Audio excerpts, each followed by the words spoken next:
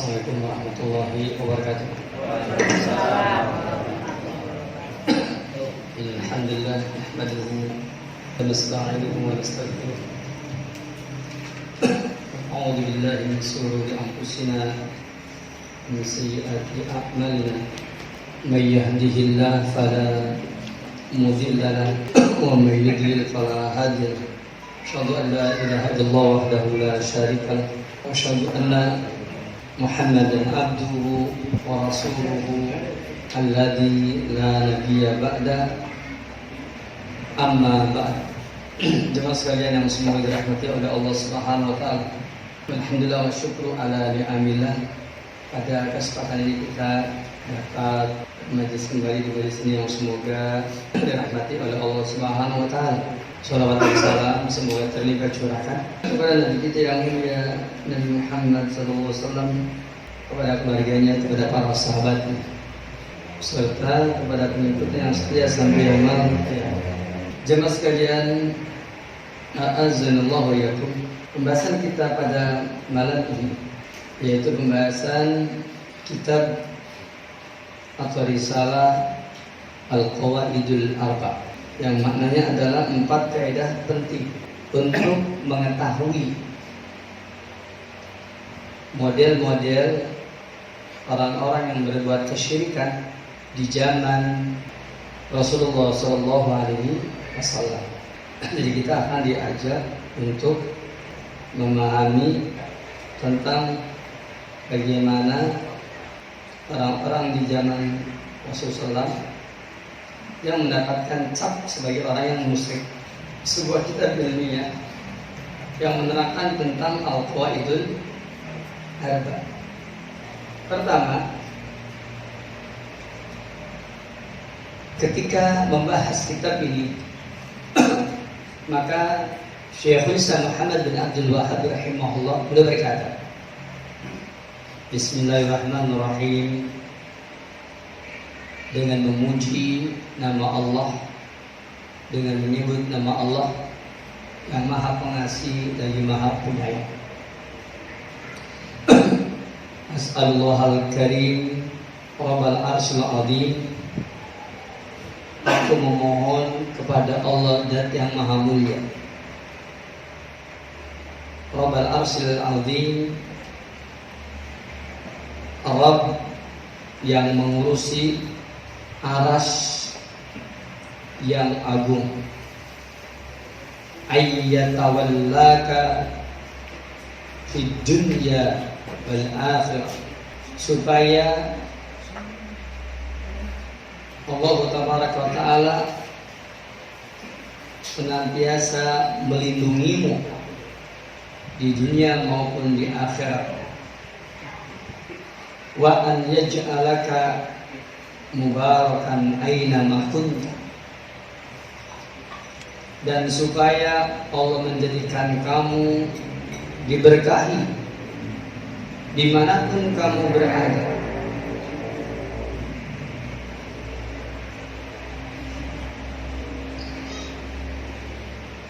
Wa an yaj'alaka, dan semoga Allah menjadikan kamu mimman idza utiya syakara, termasuk orang yang apabila diberi rezeki syakara maka dia bersyukur. Wa idza butuliya, dan apabila dia dipuji sabara maka dia bersabar.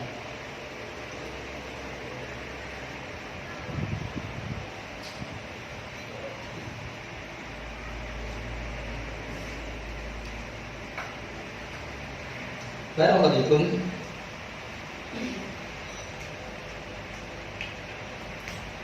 Ini adalah sebagian dari apa yang terdapat di dalam kitab Al-Qawaidul Arba', yaitu 4 kaidah penting tentang membedakan antara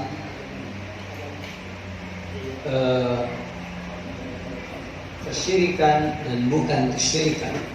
4 macam kesyirikan yang dikenal di zaman Rasulullah SAW. Dan yang tadi sudah saya bacakan itu sebagian dari matan Al-Qawaidul Arba. Saya ulangi, yang tadi saya bacakan itu adalah sebagian dari matan Al-Qawaidul Arba. 4 kaidah yang penting. Jadi yang saya bacakan itu tadi sebagian dari Al-Qawaidul Arba, dan itu muqaddimahnya. Ya. Itu muqaddimahnya. Di dalam matan tersebut seperti biasa Syekhul Islam Muhammad bin Abdul Wahhab selalu memulai dengan Bismillah. Selalu Bismillahirrahmanirrahim. Kenapa selalu menggunakan Bismillah? Jawabnya, beliau ingin mengajarkan kepada kita seolah-olah beliau itu sedang kirim surat kepada kita. Karena yang namanya surat pasti diawali dengan apa? Bismillah. Jadi seolah-olah sedang mengirim surat kepada kita. Adakah faedah yang besar ketika yakni seperti ini? Jawabnya ada. Di antaranya disebutkan di dalam taklikat yang ditulis oleh Syekh Haisam bin Sarhan, kata beliau bahwa kenapa mu'alif ini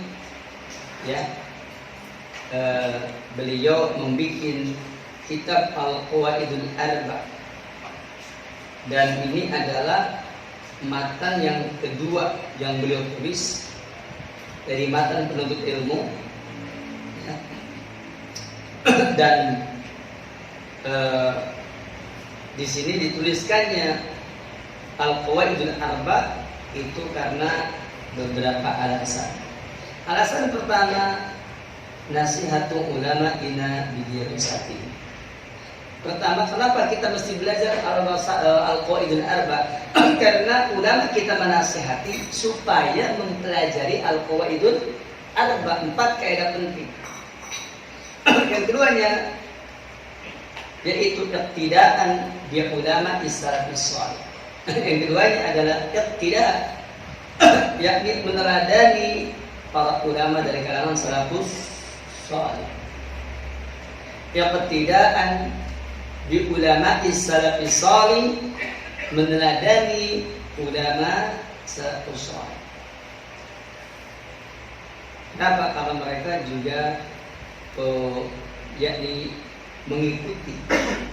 mengikuti bahwa betapa pentingnya orang mengenal tentang kesyirikan. Karena larangan pertama itu adalah kesyirikan. Allah berfirman di dalam surah Al-Baqarah ayat yang ke-22, apa katanya? Ketika Allah Taala memerintahkan pada ayat 21 suruh mentauhidkan Allah, ya ayyuhan nasu ubudu rabbakumul ladzi khalaqakum wal ladzina min qablikum la'allakum tattaqun. Ya ayyuhan nasu, manusia, ubudu rabbakum, beribadahlah kamu kepada Rabb kamu. Ubudu rabbakum, kata Ibnu Abbas tafsirnya adalah wahidu rabbakum, tauhidkan Rabb kamu. Kemudian ayat yang ke-22, alladzi ja'ala lakumul arda firasan was samaa'a bina'aw wa anzala minas samaa'i ma'an fa akhraja bihi minat thamarati rizqan lakum fala taj'alu lillahi andada wa antum ta'lamun. Kata Allah, fala taj'alu lillahi andada, maka janganlah kau menjadikan bagi Allah andada dan tandingan-tandingan, sekutu-sekutu. Fala taj'alu lillahi andada wa antum ta'lamun, sedangkan kamu mengetahui. Kata-kata fala taj'alu lillahi andada wa antum ta'lamun dalil yang menunjukkan kepada kita bahwa kamu tidak boleh menyekutukan Allah. Ayat 21 perintah mentauhidkan Allah, ayat 22 larangan menyekutukan Allah. Kata para ulama ahli ilmu usul, ya, al-amru bisyai' nahyun an didih. Memerintah sesuatu itu sama dengan melarang kebalikannya. Disuruh menghadap ke barat berarti dilarang menghadap ke timur. Bisa beli ngadap barat tapi ngadap timur, bisa beli. Bisa. Jadi mau suka janjitan arahnya. Ngerti Pak janjitan Pak? Hah? Ngerti beli ngomong janjitan? Hah? Janjitan itu jadi orang rumah tentu setan kan lainnya loh. Janjitan. Oh ya. Semua orang zaman kuno berarti nggak update itu. Persoalan persetanannya nggak update. Perlu dimoroja lagi gitu. Seputar sihir dan perdukunan.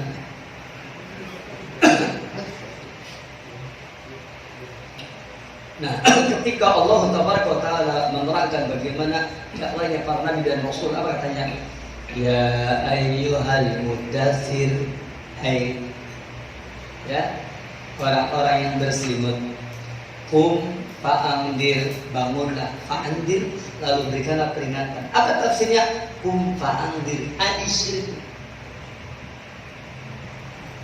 Kum bangunlah kamu, fa'andir, berikanlah peringatan anisyrik, dari kesyirikan. Diterangkan bahwasanya dakwah yang pertama dan utama itu adalah melarang orang berbuat kesyirikan. Tapi sekarang nggak boleh ngomong kesyirikan. Kenapa? Itu melanggar moderasi agama. Nah, saya nggak bosan-bosan ngomong moderasi agama di mana-mana. Los bayar alhamdulillah. Pokoknya harus tahu moderasi agama itu apa. Kalau menurut saya, kembali dia juga menurut dia, kita menurut kita. Yang namanya moderasi agama itu adalah proporsional. Ngerti jamaah proporsional? Orang ngerti? Kalau tidak ngerti, saya pakai bahasa Arab. Likuli maqam maqal wa likuli maqal maqam. Ngerti belum? Likuli maqam, setiap tempat maqal ada perkataannya, wa likuli maqal maqam, dan bagi setiap perkataan ada tempatnya. Maksudnya menempatkan sesuatu pada itu namanya moderasi. Bukan moderasi itu adalah talbisul haq bil batil, mencampur adukan yang hak dan yang batil, itu bukan moderasi. Biarkan aja adu argumentasi. Biarkan saja adu konsep. Moderasi itu apa? Kalau menurut saya, Ustaz Ahmad Tonari, pengertian antum moderasi begitu nggak tepat, nggak apa-apa. Tapi silakan dikaji bahwasanya moderasi yang dikehendaki itu adalah proporsional. Yang hak katakan yang hak, yang batil katakan yang batil, dan sampaikan yang hak dengan cara yang hak, sampaikan yang batil dengan menggunakan prinsip-prinsip yang hak. Begitu. Coba stop, mana yang salah dari perkataan tadi? Begitu jemaah ya. Jadi kita harus apa? Harus betul-betul mengerti masalah tadi. Nah, ketika Allah berfirman ya ayyuhal mudassir qum fa'andir, bangunlah kaum fa'andir, berikanlah peringatan. Wa rabbaka, dan kepada Rabbmu fakabir, maka besarkanlah, yaitu bitauhidillah, dengan mentauhidkan Allah. Itu menunjukkan bahwa yakni berbicara tentang kesyirikan itu adalah berbicara sesuatu yang sangat penting. Kenapa? Karena larangan yang pertama adalah larangan berbuat kesyirikan. Sebagaimana perintah yang pertama adalah perintah untuk mentauhidkan, dan tauhid lawannya syirik, syirik lawannya tauhid. Maka al-amru bisyai' nahyun an didih, yakni perintah untuk mentauhidkan Allah sama dengan melarang menyekutukan Allah. Tidak akan sempurna seseorang mentauhidkan Allah kalau dia tidak melarang untuk menyekutukan Allah. Begitu pula seseorang pun tidak akan sempurna yakni melarang untuk menyekutukan Allah kalau tidak diterangkan bagaimana tata cara mentauhidkan Allah Subhanahu wa taala. Fihi raddun ala syubahi musyriki jamalina. Apa faedahnya kita belajar ini? Faedahnya yang ketiga adalah bantahan terhadap syubhat-syubhat orang musyrik di zaman kita ini. Bantahan kepada syubhat-syubhat orang musyrik di zaman kita ini. Kenapa? Karena kemusyrikan di zaman sekarang ini sangat bervariasi. Kalau bahasa legengnya terlalu banyak karyanya, model-modelnya, gayanya, legengnya. Itu yang namanya kesyirikan punya legeng gitu. Punya gaya, punya macam-macam. Yang keempat, kenapa kita mempelajari ini? Yang keempat, di annahu ikhtisarun li kitab kasbi syubuhat. Karena al-qawaidul arba adalah ringkasan bagi kitab kasbu syubuhat. Maksudnya, siapa di antara kita yang ingin mempelajari kitab kasbu syubuhat, pahami dulu prinsip-prinsip yang ada dalam kitab apa tadi? Al-qawaidul arba. Jangan sampai antum ini membahas kasbu syubuhat belum mengerti prinsip-prinsip yang ada pada kitab Al-Qawaidul Arba.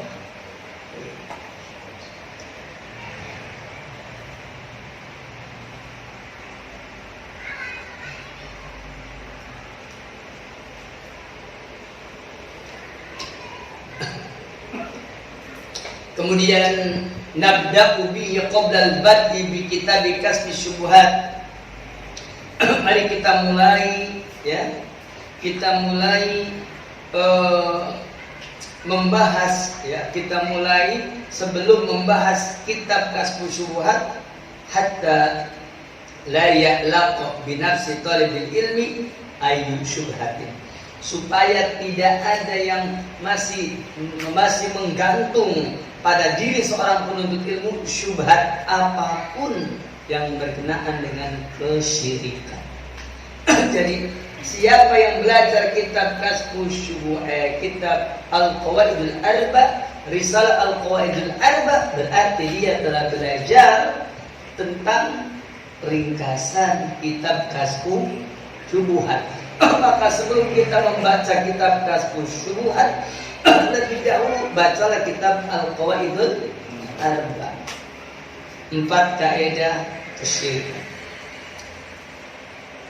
Sehingga faedahnya kita bisa membedakan mana yang syirik dan mana yang bukan syirik. Berikutnya, ada berapa isi dari kitab kitab Al-Qawaidul Arba atau risalah Al-Qawaidul Arba itu isinya ada berapa? Jawabnya 3. Pertama, al-muqaddimatu muqaddimah. Apa isinya muqaddimah? Unwanus sa'adah, yaitu tanda-tanda kebahagiaan. Tanda-tanda kebahagiaan. Itu isi dari kitab Al-Qawaidul Arba. Yang pertama itu muqaddimah, dan di muqaddimah ini isinya apa? Unwanus sa'adah, tanda-tanda kebahagiaan. Barakallahu fikum. Pengen tidak kita bahagia? Pengen nggak tahu tandanya? Sebentar lagi insyaallah. Yang kedua, kitab Al-Qawaidul Arba yang kedua, apa isinya? Yang kedua, ahamiyatu dirasati tauhid. Pentingnya mempelajari tentang ketauhidan. Itu isi yang kedua dari kitab Al-Qawaidul Arba. Yang ketiganya baru Al-Qawaidu, yaitu kaidah yang 4 tadi. Ya, kaidah yang 4 tadi.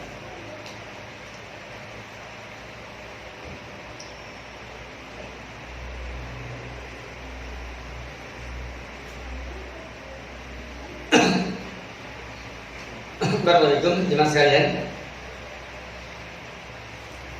Adapun ketika mempelajari muqaddimah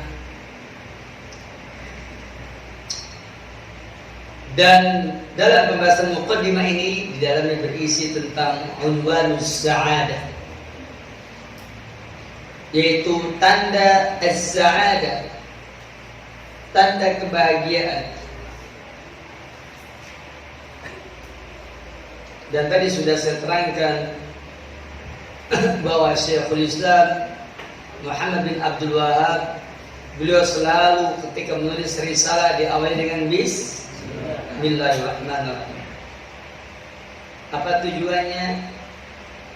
Karena dia ingin kitabnya ini bagaikan sebuah surat. Surat itu diawali dengan Bismillah. Dalam kitab Syekh Bukhari tertulis, ya, Bismillahirrahmanirrahim. Min Muhammadin Rasulillah ila Hiraqla Adimir Rum. Salamun ala manittaba'al huda. Keselamatan atas orang yang mengikuti petunjuk. Aslim, masuk Islamlah kamu wahai Hiraqla. Taslam, niscaya kamu selamat. Ya, yu'tikallahu ajran maratain. Niscaya Allah akan berikan kepadamu yaitu ajrain, 2 pahala. Pasti Allah akan berikan kepadamu 2 pahala. Apa itu? Pertama, pahala beriman kepada Nabi Isa, karena dia penganut agama Nasrani. Yang kedua, ya, beriman kepada Nabi Muhammad. Lihat, 2 ini yang menyebabkan dia mendapatkan 2 pahala.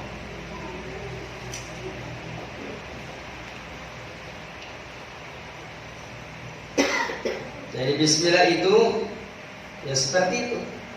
Berdasarkan hadis Bukhari, ya Bismillah itu ada. Dan surat-surat memakai Bismillah banyak. Namun di sini kenapa pakai Bismillah? Pertama, alasannya karena di Quran juga diawali dengan Bismillah. Apa buktinya? Lihat surat Al-Fatihah. Ayat pertama, Bismillah. Para Rasul, lihat, mereka mengirimkan surat dengan kalimat apa? Iya, dengan Bismillah. Bahkan ketika Ratu Bilqis, ya kan, yaitu seorang penguasa negeri mana? Sabah. Iya, negeri Sabah. Maka pada saat itu Nabi Sulaiman pernah kirim surat, diabadikan di dalam surah An-Naml pada ayat yang ke-30 dan 31. Apa katanya? Innahu min Sulaiman. Sesungguhnya kitab itu datangnya dari Sulaiman. Wa innahu bismillahirrahmanirrahim. Dan sesungguhnya sesungguhnya surat tersebut dimulai dengan menyebut nama Allah yang Maha Pengasih lagi Maha Penyayang. Itu dimulai dengan apa? Bismillahirrahmanirrahim. Jadi membuat surat pakai Bismillah dulu itu bukan hanya Nabi Muhammad, termasuk Nabi Sulaiman. Apa isinya? Allah ta'lu alayya wa'tuni muslimin. Janganlah kalian, wahai kaum Sabah, merasa lebih tinggi daripada aku. Itu dari bahwasanya orang-orang yang ahli dunia tidak akan pernah lebih tinggi daripada orang-orang ahli akhirat. Abna'ud dunya, yakni anak-anak dunia itu tidak akan lebih mulia dibandingkan dengan abna'ul akhirah, anak-anak akhirat. Begitu. Barakallahu fiikum. Sekarang antum sekarang ada di mana jasadnya? Antum di mana jasadnya? Dunia. Kemudian rohaninya di mana? Rohani di mana? Rohaninya di mana?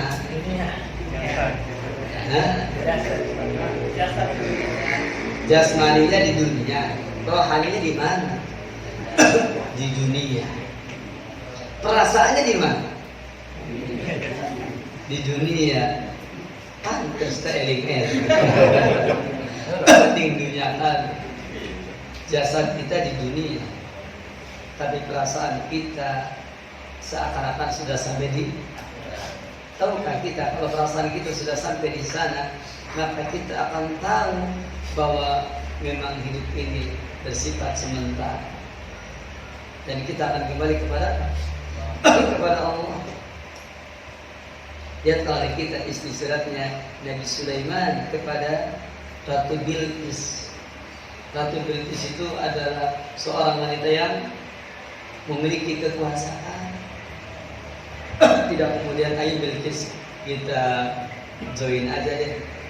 Nanti Tuhannya ya tinggal bareng-bareng aja Tuhan.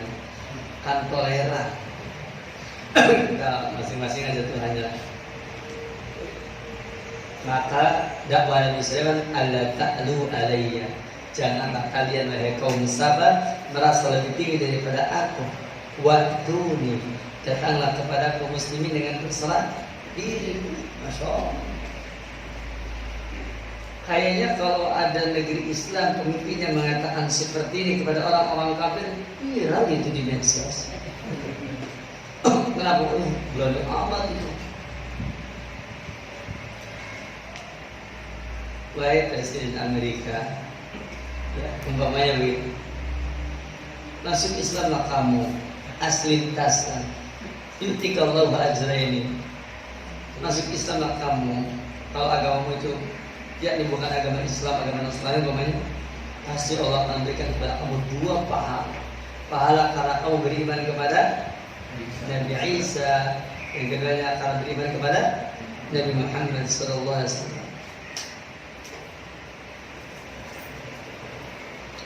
Ini isi suratnya Nabi Sulaiman kepada Bilqis.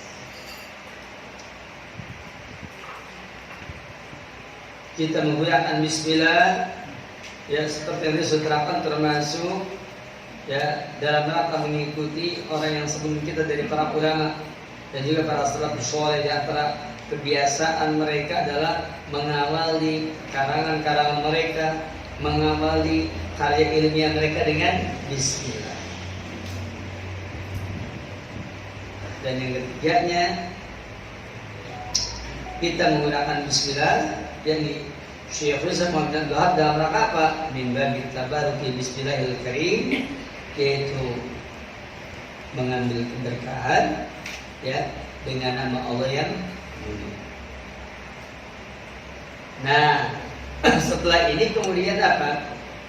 Kemudian diterangkan di sini As'alullahal karim, aku memohon kepada Allah yang maha mulia. Kenapa sih Allah itu mulia? Karena Allah itu banyak pemberiannya. Ya, jadi kenapa Allah itu mulia? Karena Allah banyak apa? Pemberiannya. Makanya di dalam sebuah hadis disebutkan ya, innallaha hayyun karim. Sesungguhnya Allah itu hayyun karim, dan yang pemalu lagi maha mulia. Begitu. Allah tabaraka wa ta'ala ya, dan yang maha pemalu lagi maha mulia.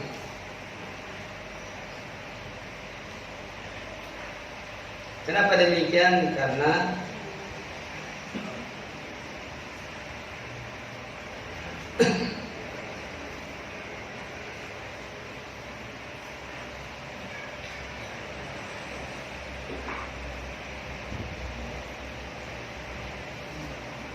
Allah tabaraka wa ta'ala sangat malu apabila hambanya mengangkat kedua tangannya kemudian membiarkannya dalam keadaan hampa. Sebagaimana dalam hadis yang diriwayatkan oleh Imam Abdul Rajah, Imam Al-Hakim, Al-Baghawi dengan isnad jayyid, sanadnya jayyid, kata Syekh Subhanallah, Rasulullah bersabda, inna rabbakum, sesungguhnya Rabb kamu hayyun karim, hayyun karim, Dat yang maha pemalu lagi maha mulia. Kenapa dikatakan mulia? Yastahi Allah yakni Allah itu pemalu. Allah itu malu idza rafa al-abdu yadayhi, apabila seorang hamba mengangkat kedua tangannya ilaihi kepada Allah, fayarudduhuma sitron, lalu Allah kembalikan kedua tangannya dalam keadaan hampa. Allah itu malu kalau seperti itu. Hatta yadha'a fihi ma khairan, sampai dia meletakkan kebaikan pada kedua tangan. Ini jadi bahwa Allah Taala adalah dat yang apa? Dat yang pemalu. Namun tentu saja sifat al-haya ini adalah yaliku bijalalihi wa karamihi, yang layak dengan ya kemuliaan dan juga ya yaliku bijali, yang layak dengan keagungannya atau yang kemuliaan. Seperti itu. Baik ya. Itu adalah kalimat yang tadi. Dan saya bacakan matanya. As'alullahal karim, aku mohon kepada Allah dat yang maha mulia. Tadi sudah saya terangkan kenapa Allah itu mulia, karena Allah itu adalah dat yang maha memberi. Bahkan kata Rasulullah bahwasanya Allah itu mengatakan idza rafa'al abdu ilaihi yadayhi, apabila seorang hamba mengangkat kedua tangannya kepada Allah, maka Allah malu an yarudahu masifan, yakni mengembalikan kedua tangannya dalam keadaan hampa, laisa fihi masyai'un, dengan tanpa membawa apa-apa. Makanya ini termasuk contoh berdoa yang mustajab, yaitu apa? Berdoa ya dengan mengangkat kedua tangannya dan tentu saja penuh dengan kesungguhan, maka Allah Taala ya sangat malu kalau orang tersebut permintaannya ditolak dengan tangan hampa.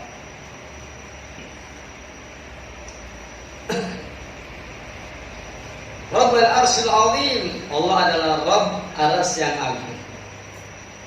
Allah Taala adalah Rabb ya, pemilik Arsy yang agung. Seperti itu.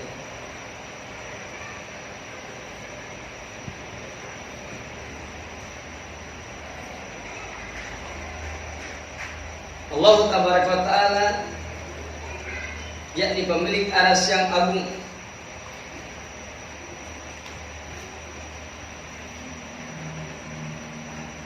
An yatawallaka, supaya Allah melindungi kamu di dunia wal akhirah, di dunia dan di akhirat, wa an yaj'alaka, dan menjadikan kamu mubarakan diberkahi aina kunta, dimanapun kamu berada. Pertama, Allah itu mulia karena banyak pemberiannya. Allah adalah Rabb Arsy yang agung karena Allah Taala yakni yang menguasai arsy, juga di atas arsy. Karena Allah berfirman Ar-Rahmanu al-Arsyis, tawa Allah yang maha tinggi di atas arsy. Rabbul Arsyil Azim. Coba bagaimana tidak akan hebat doa ini.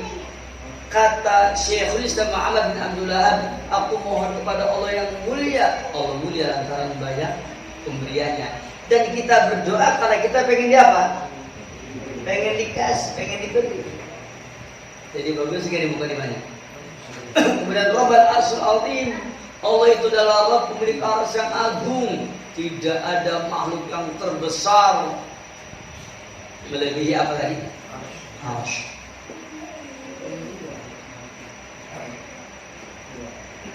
Dan Allah Taala di atas arsy. Arsy itu adalah ya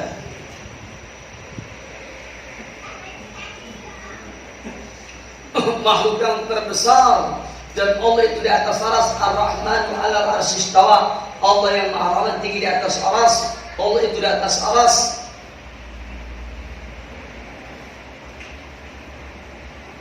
Arsy itu adalah makhluk Allah yang tertinggi. Dan ketika dikatakan bahwa Allah yang mengurusi arsy dan Allah pula yang berada di atas ras, karena Allah berfirman Ar-Rahmanu 'alal arsy, kalau oleh Rahman tinggi di atas aras. Maka mana yang lebih hebat daripada kalimat ini? Karena kalimat ini luar biasa. Pertama, dia memohon kepada Allah yang mulia, yang banyak pemberiannya. Yang keduanya, Tuhannya adalah yang suka memberi, mengurusi kepada aras yang agung. An yatawallaka, supaya Allah melindungi kamu di dunia, wal akhirah, dan di akhirat. Wa an yaj'alaka, dan supaya Allah menjadikan kamu mubarakan, diberkahi, aina ma kunta, dimanapun kamu berada.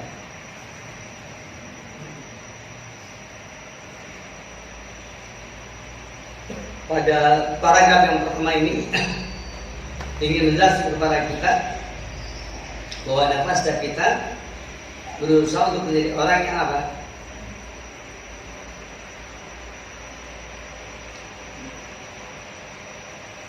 Ingin menjadikan kita semua menjadi orang yang apa? Mubarakan aynama kunta, diberkahi dimanapun dia berada. Minta keberkahan.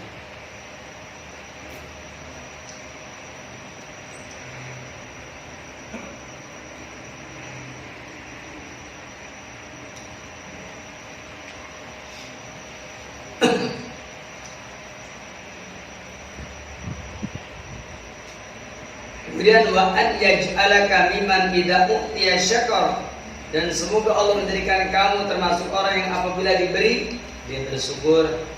Wa idza tuliya sabara, apabila dia diuji dia bersabar. Wa idza adnaba istakbara, dan apabila ya dia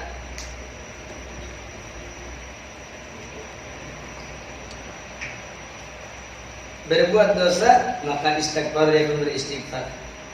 Fa inna hadhihi salasa, maka tiga perkara ini unwanu sa'adati, yaitu tanda as-sa'adah. Tanda apa? Tanda kebahagiaan.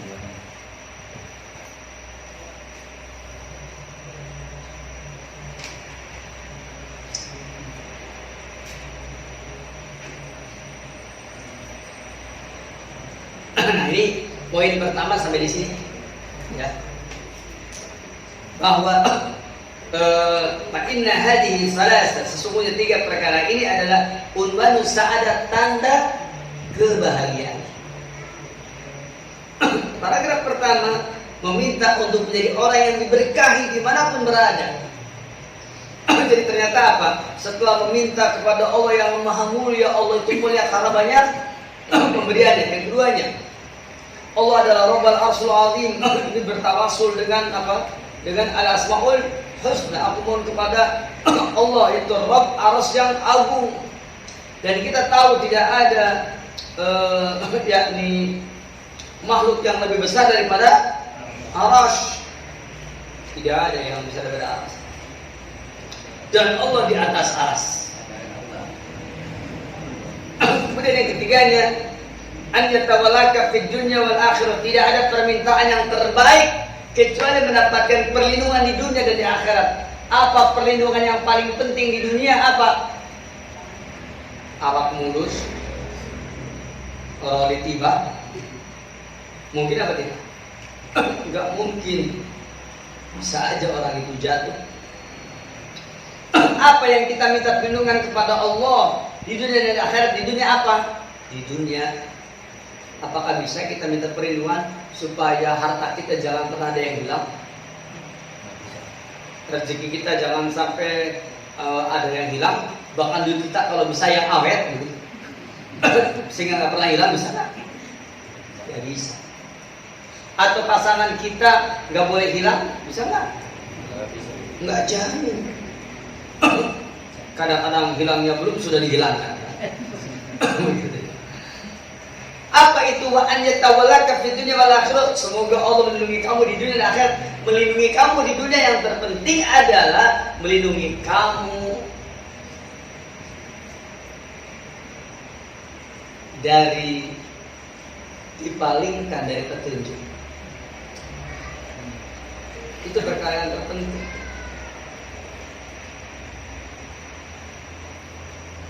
Dipalingkannya kamu di dunia dari petunjuk. Kita ingin dilindungi supaya kita ini berada di atas petunjuk. Dilindungi dari kekafiran, dilindungi dari kesyirikan, dilindungi dari kemunafikan.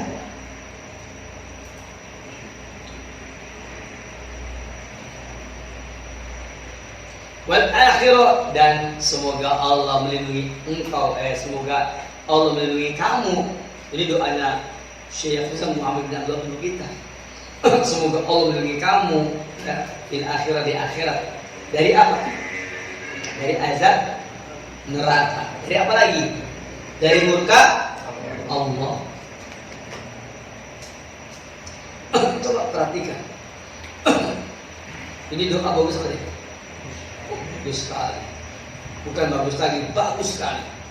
Ini doa yang dipanjatkan oleh Syekhul Islam Muhammad bin Abdullah untuk kita yang mempelajari kitab Al-Qawaidul Arba'.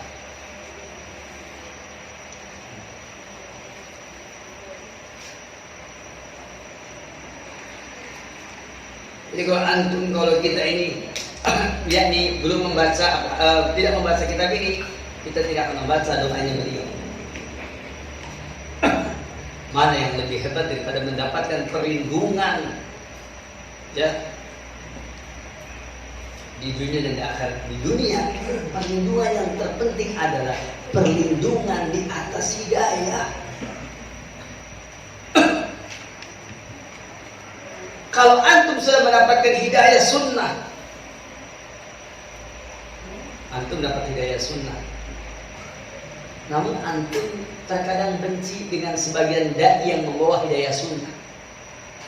Umpamanya, mungkin karena urusan pribadi, ya, mungkin juga karena urusan ini dan itu, sehingga antum tidak suka dengan sebagian dari dai yang membawa sunnah tadi.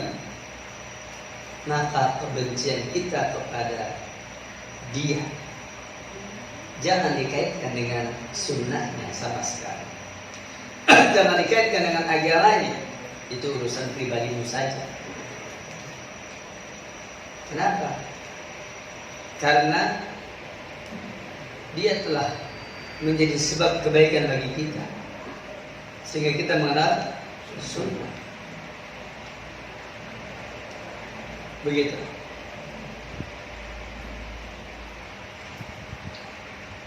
Dia telah mengajari kita bagaimana kita berlindung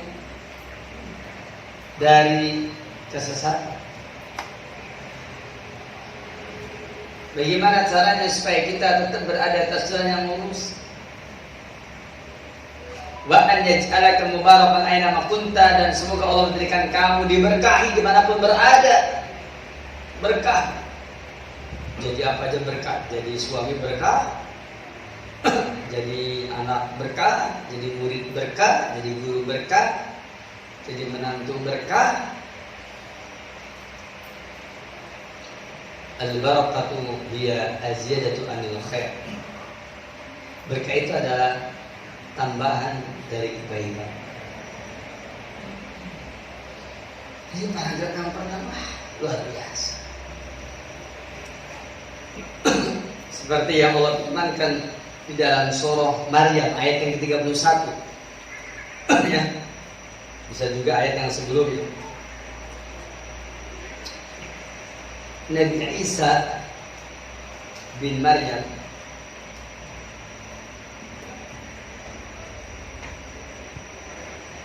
sebagaimana diceritakan pada ayat yang ke-29, 30, 31, fa asyarat ilaihi.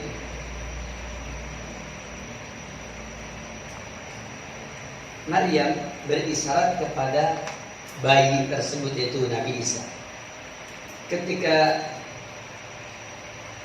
beliau, Maryam ini, didatangi oleh kaumnya, ya ukhta Harun, saudara perempuan Harun, maka abuka imra'as saw, bapakmu itu bukan orang yang jelek, wa makanat ummuki bagiya, dan ibumu juga bukan seorang pelacur.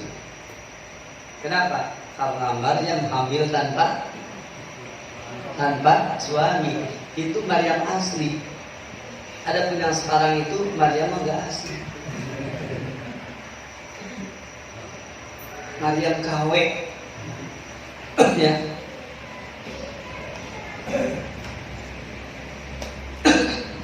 Enggak ada sekarang kalau ada wanita yang hamil tanpa laki-laki, enggak mungkin pasti ada laki-lakinya.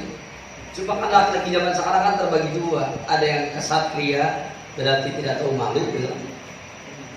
Ya. Ada yang pengecut, ya, berarti memang dia, ya, orang yang tidak bertanggung jawab.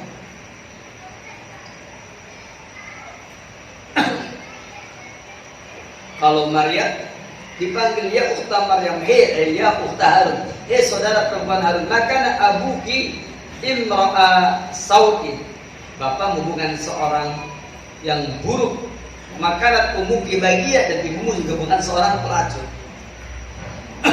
Maka ketika dikatakan seperti itu, Maryam gak bisa ngomong. Fa asyarat ilaihi, berisyarat kepada bayinya.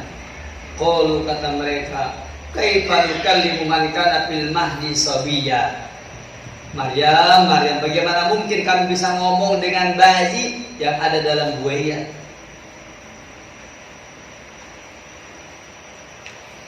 Qala, ternyata bayi itu bicara. Inni Abdullahi ataniyal kitab wa ja'alani nabiyya. Kata bayi itu, sesungguhnya aku adalah hamba Allah yang mana Allah telah memberikan kepadaku Alkitab, yakni Injil. Wa ja'alani nabiyya, dan Allah juga telah menjadikan aku sebagai seorang nabi. Ingat, Nabi Isa bukan anak Tuhan. Wa ja'alani mubaraka, dan semoga Allah yang telah menjadikan aku mubarakan, diberkati, diberkahi, aina ma kuntu, dimanapun aku berada. Wa awsani bis salati waz zakati ma dumtu hayya, dan Allah telah berwasiat kepadaku supaya mengerjakan salat dan menunaikan zakat. Mengerjakan salat, ibadah qalbiyah, ibadah hati, ibadah lisannya, ibadah lisan, ibadah badannya, ibadah badan. Tiga-tiganya ada dalam sholat. Wa zakat, dan zakat ini ibadah maliyah, ibadah harta. Karena ibadah ada empat: ibadah qalbiyah, ibadah hati, ibadah maliyah, ibadah harta. Kemudian ibadah lisannya, ibadah lisan, dan yang keempatnya adalah ibadah maliyah.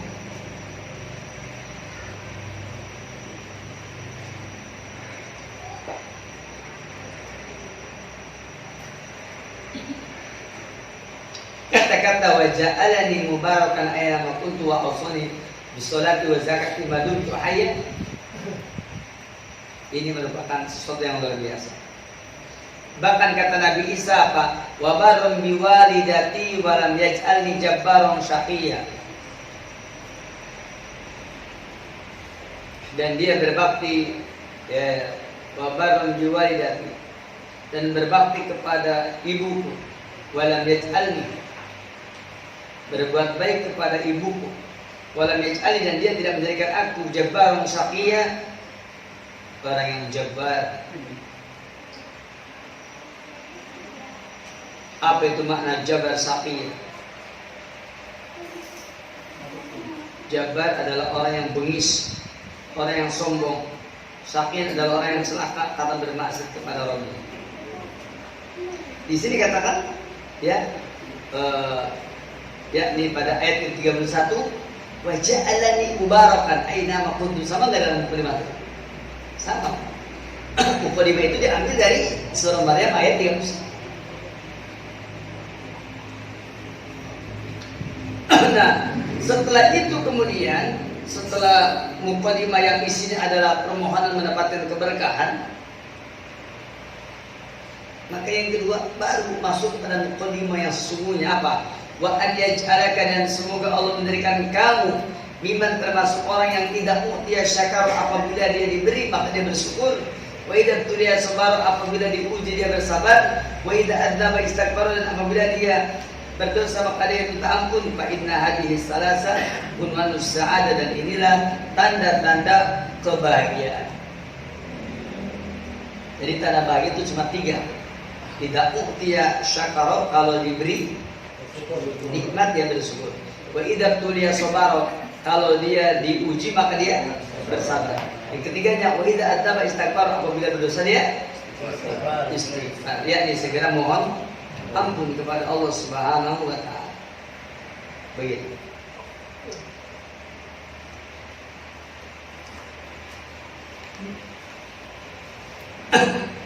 Nah, dari sini kita mengetahui bahwa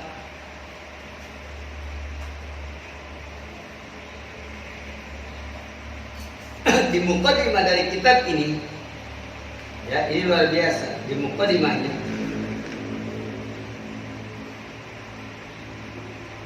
ternyata betul-betul mengandung faedah ilmu. Itu mukadimahnya.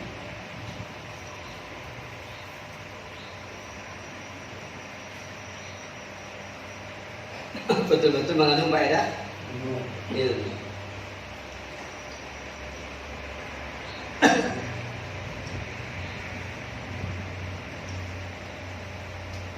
Sehingga faedah yang pertama yang sekaligus ada dalam mukadimah ini, setelah paragraf pertama tadi, esensinya adalah setelah memuji Allah, menerangkan tentang hal-hal Allah, maka kemudian akhirnya dia minta diberkahi. Itu menunjukkan bahwa dalam hidup ini tidak ada yang paling membahagiakan kecuali apa? Dilindungi oleh Allah di dunia dan di akhirat. Di dunia dari yakni dilindungi dalam hal petunjuk sehingga dia tidak disesatkan, dan itu adalah kebahagiaan. Di akhirat dia masuk ke dalam surga Allah dan dilindungi dari api neraka. Kemudian yang berikutnya, Allah menjadikan aku diberkahi dimanapun aku berada. Orang yang paling berbahagia adalah orang yang apabila hidupnya itu senantiasa mendapatkan keberkahan. Nah, baru setelah itu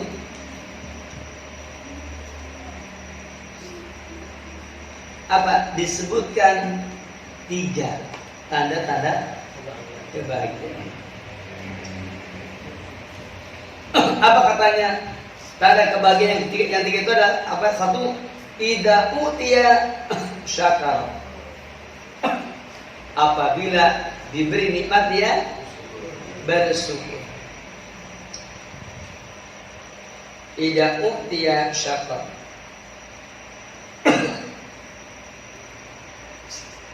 Yang kedua, wa idza tuliya sabar. Apabila dia diuji maka dia bersabar.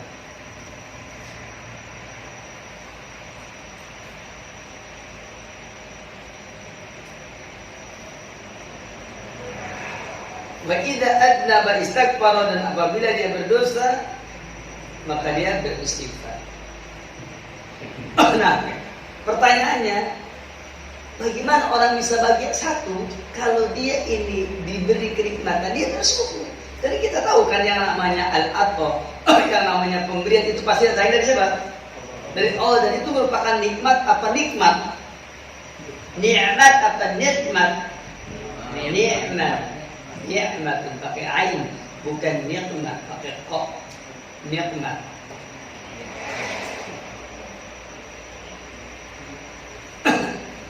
Dan Allah Tabaraka wa Ta'ala mencintai orang yang bersyukur dari para hambanya. Bersyukur itu bisa dengan lisan, dan bersyukur bisa dengan amalan. Seperti dalam surah Luqman ayat 14, Allah berfirman, Aniskurli bali walidaik. Bersyukurlah kamu kepadaku karena Allah yang menciptakan. Wali walidaik, dan kepada kedua orang tuamu karena dia yang telah melahirkan, kemudian mengurusi kamu, membesarkan kamu sampai sebesar ini. Anishkuri, bersyukurlah kepadaku kata Allah. Wali walidaik, dan kepada kedua orang tuamu.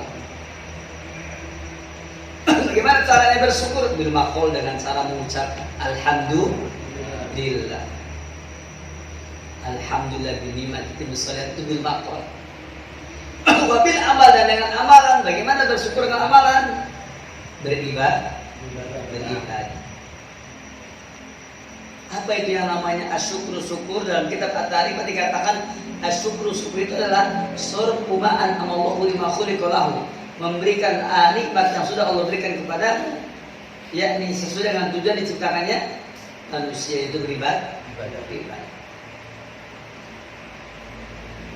Dalam surat Saba ayat yang ke-13 Allah berfirman, i'malu ala Daud syukra, i'malu beramalah kalian ala Daud, wahai keluarga Daud, syukra sebagai tanda bersyukur. Perhatikan kalimatnya, i'malu beramalah kamu ala Daud kepada keluarga Daud, syukra sebagai tanda bersyukur. Kalau syukra itu syukra apa? Sukra. Syukra apa? Sukra. Kalau sukra sakaro artinya mabok. Kalau syukra syakaro artinya bersyukur. Sok pilih, mendingan mabok, mendingan bersyukur. Atau bersyukur ketika mabok, atau mabok gara-gara bersyukur.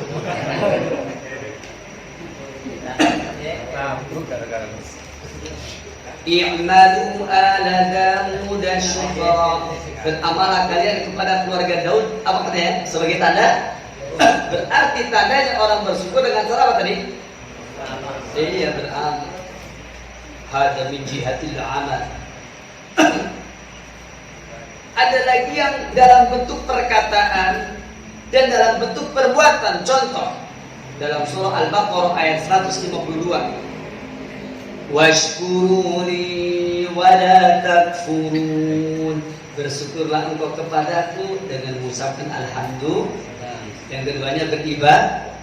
Wa la takfurun, dan janganlah kamu kufur. Ini berarti dua, yaitu hada min jihatil qaul wal amal, dari segi perkataan dan perbuatan.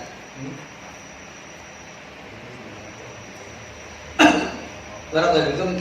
Jadi kalau begitu syukur dengan alhamdulillah beda apa sama?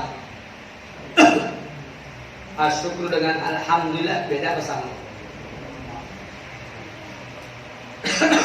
Jawabnya ya beda. Syukur yakunu min an-nikmatin. Syukur itu karena menghadapi nikmat, karena memperoleh nikmat. Orang kalau memperoleh nikmat suka bersyukur. Makanya antum kalau naik pangkat suka mengadakan syukuran. Jadi asyukur fi muqabalatin nikmat. Adapun alhamdulillah, ucapan alhamdulillah ya faqad yakunu muqabila nikmat aw la yakun. Bisa jadi orang mengucapkan alhamdulillah itu karena dia dapat nikmat, bisa juga tidak. Contoh, kalau kita dapat nikmat, kita mengucapkan apa? Alhamdulillah. Kita lagi bekerja, berusaha, dan ternyata gagal cita-cita kita mengucapkan alhamdulillah ala kulli alhamdulillah. Beres sholat duhur, sholat asar, sholat maghrib, sholat isya, sholat subuh, mengucapkan assalamualaikum warahmatullah, assalamualaikum warahmatullah, terus mengucapkan apa? Astagfirullah, astagfirullah, padahal dia lagi banyak utang. Mengucapkan astagfirullah, astagfirullah itu baru pusing.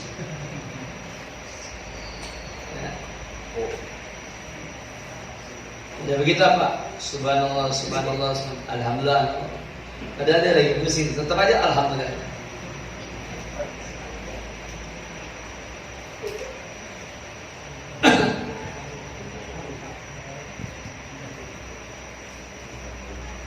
Yakunu sana'an mubtada'an, ya, maka dia adalah sanjungan yang diutamakan. Syukur bisa dengan lisan, bisa dengan perbuatan. Alhamdulillah dengan lisan tanpa perbuatan. Ya. Dan ini termasuk perkara yang perlu ditadaburi tentang perbedaan semua itu. Kenapa? Ya wa huwa annal 'abda idza utiya ata'an, seorang hamba apabila diberikan suatu pemberian maka syakara dan bersyukur ya atau Allah azza wajalla kepada pemberian Allah azza wajalla. Dan syukur atau adalah bil qaul bil amal. Syukur atau adalah syukur karena mendapatkan pemberian itu dalam perkataan dan perbuatan. Adapun dengan perkataan maka hal tersebut disandarkan kepada yang memberi. Adapun menyanjung padanya supaya tidak melirik ya, kepada yang lain. Allah berfirman dalam surah An-Nahl ayat 53, "Wa ma bikum min ni'matin faminallah." Tidak ada satupun nikmat yang kamu terima melainkan berasal dari siapa? Allah.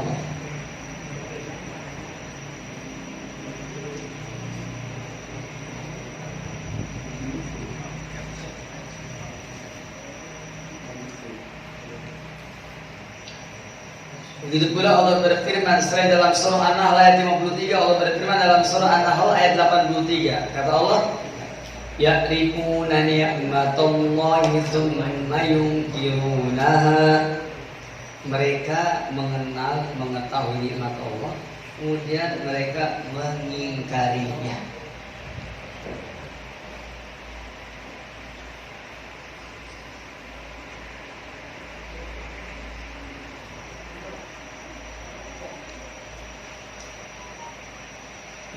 Anda lihat bahwa berbicara tentang rasa syukur ini berbicara sesuatu yang luar biasa. Yang keduanya apa? Wa idza tuliya sabar. Apabila dia ini diuji maka dia bersabar. Wa idza tuliya sabar.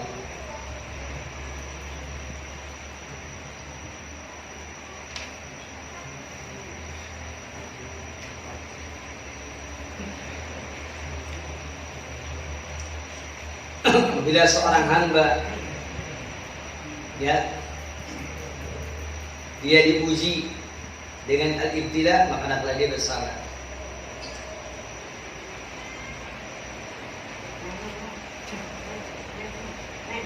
Dan yang ketiga yang terakhir, wa idza adnaba istighfar, apabila dia itu berbuat dosa maka dia istighfar.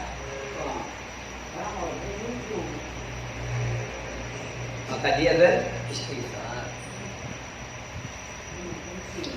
Kenapa? Karena ahli tauhid mesti dia membawa sesuatu dari tujuannya dan mesti ya akan terjatuh ke dalam dosa.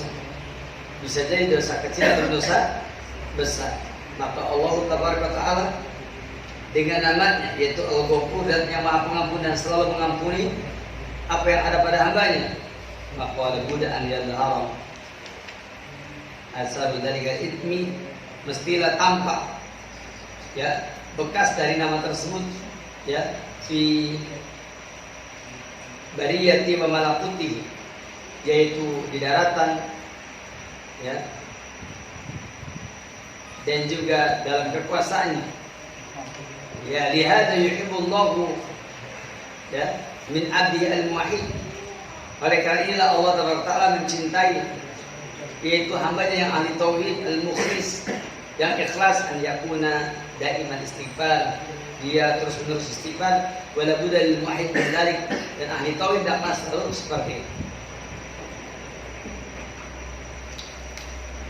Maka apabila seorang hamba meninggalkan keagungan istighfar, nanti akan timbul kesombongan, dan kesombongan dapat menghilangkan banyak dari amalan.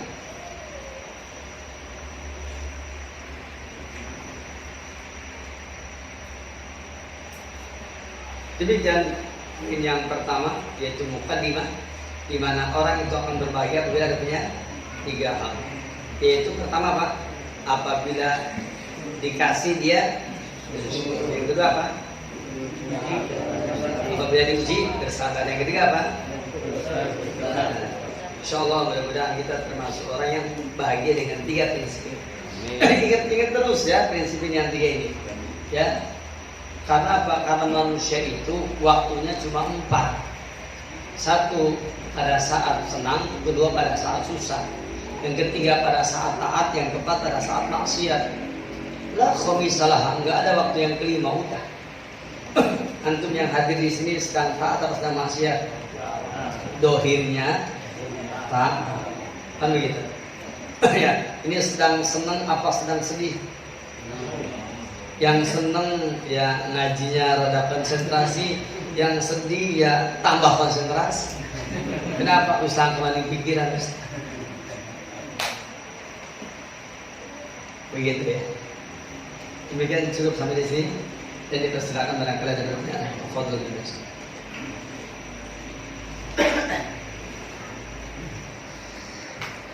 Assalamualaikum warahmatullahi wabarakatuh. Assalamualaikum. Apakah pertanyaan sebagai berikut termasuk modernisasi agama? Pertanyaannya, agama Islam itu belum tentu benar. Ya, barakallahu fikum. Mungkin Kristen yang benar. Terima kasih. Baik, barakallahu fikum. Cukup satu dulu, nanti gampang ditambah lagi. Cuma itu. Iya. Agama Islam mungkin Belum tentu agama Islam belum tentu benar. benar. Terus Mungkin yang benar bisa mungkin yang benar bisa. Yang ngomongnya beragama apa?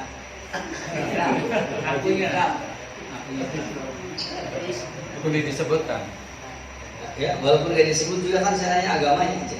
Islam. Islam. Antum coba suruh dia pindah ke agama yang lain. Dengan jawaban apa? Mungkin ada baiknya Anda pindah agama saja. Udah itu jawabannya. Kalau kenapa? Kan hak asasi bagi saya.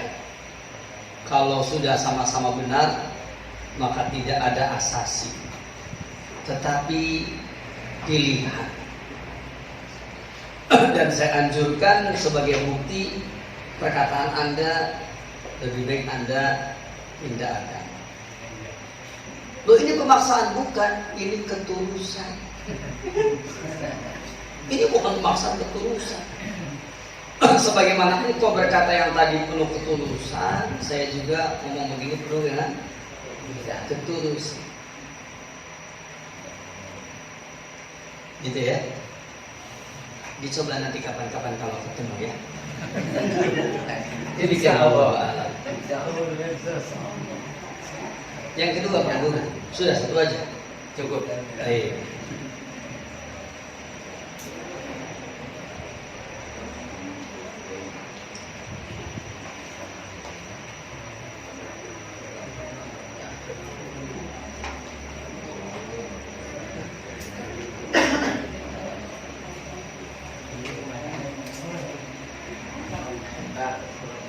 Ya. Silakan. Bismillah, Assalamualaikum warahmatullahi wabarakatuh. Waalaikumsalam.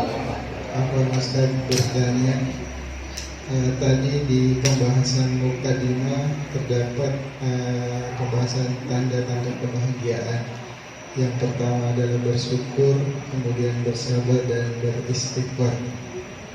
Nah, yang saya ingin tanyakan, untuk bersyukur dengan cara beribadah, perbuatan dan perkataan, kemudian diaplikasikan dengan cara mencerminkan pribadi seorang muslim, yaitu dermawan dan murah hati.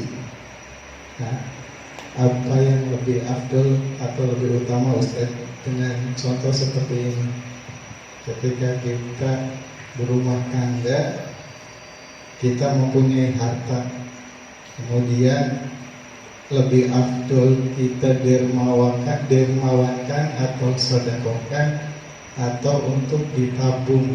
Contohnya kita berpikir 1 bulan ke depan gitu Ustaz, atau misalkan tadi udah disedekahkan aja kayak gitu. Itu saja Ustaz. Assalamualaikum warahmatullahi wabarakatuh. Saya sering menyampaikan dulu istri Nabi SAW yang bernama Aisyah, maka beliau tidaklah mengeluarkan harta yang ada di rumahnya, melainkan setelah terkumpul baru beliau keluarkan.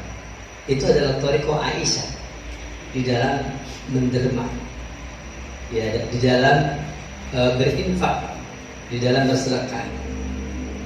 Adapun istri Rasul yang kedua yaitu Hafsah, maka beliau apabila harta kumpul pada hari itu tidak sampai menginap, maka beliau berinfak di jalan Allah pada hari itu. Sebelum apa?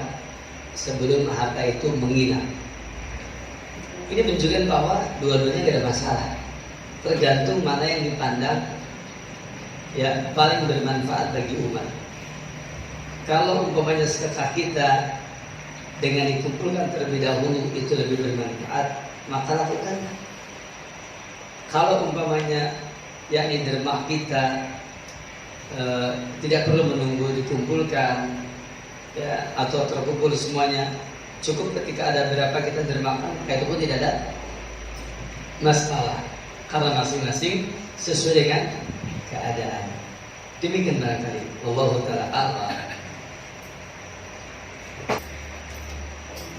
Jadi mas sekalian, kalau tidak ada pertanyaan saya kira cukup insyaallah taala sampai di sini dan kita akhir di sini. Subhanaka Allah bihamdik asyhadu an la ilaha illa anta astaghfiruka wa atubu ilaik. Assalamualaikum warahmatullahi wabarakatuh.